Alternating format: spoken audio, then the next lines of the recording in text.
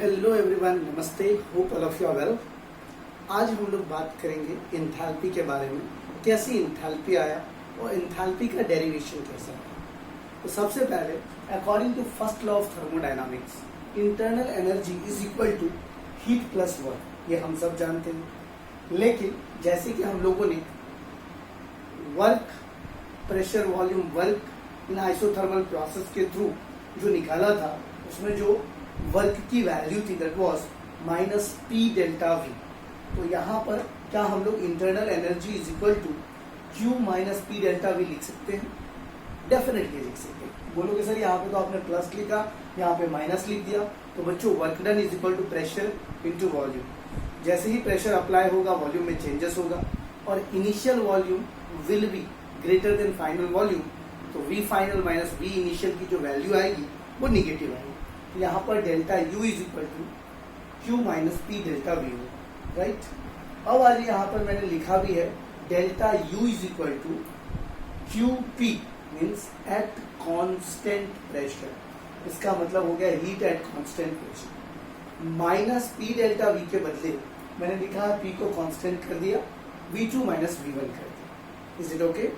अब दूसरे स्टेप में देखिए, यहाँ पर चूंकि ये इंटरनल एनर्जी में भी वेरिएशन होगा, तो क्या हम इसको U2 माइनस U1 लिख सकते हैं?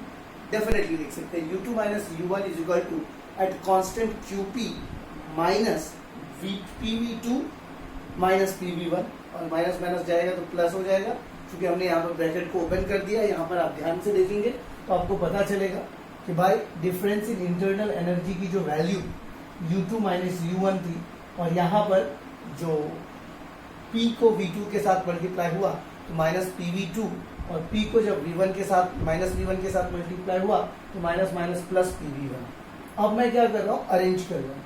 U2 और PV2 को एक साथ ले रहा हूँ तो U2 प्लस PV2 हो जाएगा, क्योंकि इस साइड ये माइनस है, इधर आएगा तो प्लस हो जाएगा। ठीक उसी तरह यहाँ पर PV1 जो है प्लस है, इस साइड आएगा तो माइनस हो जाएगा। Minus U1 minus PV1, minus common ले लीजिएगा तो U1 प्लस PV1, और उस साइड अकेला बच जाएगा heat at constant pressure, right, that is Q।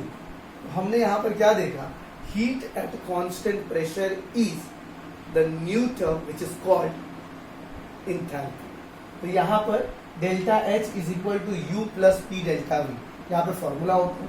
हमने देखा U plus P delta V, मतलब यहाँ पर ये H2 का फॉर्म करेगा और यहाँ पर ये H1 का फॉर्म करेगा। तो यहाँ पे हम लिख सकते हैं H2 minus H1 is equal to QP, क्योंकि यहाँ पे आप देख लीजिए हीट एट कांस्टेंट प्रेशर, और यहाँ पर internal energy plus pressure into volume at second form, and internal energy plus pressure into volume in the first form. तो हमने देखा H2 minus H1 that will be equal to delta H, QP is equal to delta H। तो हमने देखा heat at constant pressure is also known as enthalpy, right.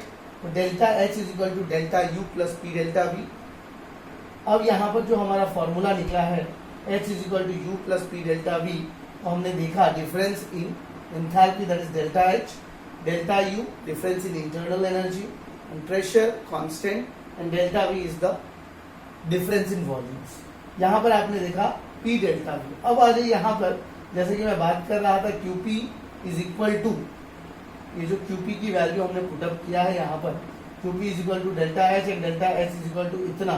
तो यहाँ पे मैंने लिख दिया delta H is equal to QP heat absorbed by the system at constant pressure. अगर आपको कोई पूछो what is QP, QP is nothing else the heat is absorbed by the system at constant pressure, so that is only called enthalpy.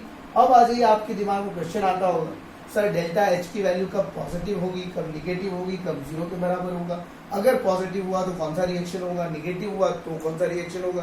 तो यहाँ पर जब delta H यानी कि इंथैल्पी की वैल्यू अगर आपका निगेटिव आया, जस्ट सपोज कीजिए अगर आपकी इंथैल्पी की वैल्यू निगेटिव आ रही है, तो वहां पर आपको कंसिडर करना है it is an exothermic reaction. और अगर आपकी इंथैल्पी की वैल्यू पॉजिटिव आ रही है, तो वहां पर आपको कंसिडर करना है it is an endothermic reaction.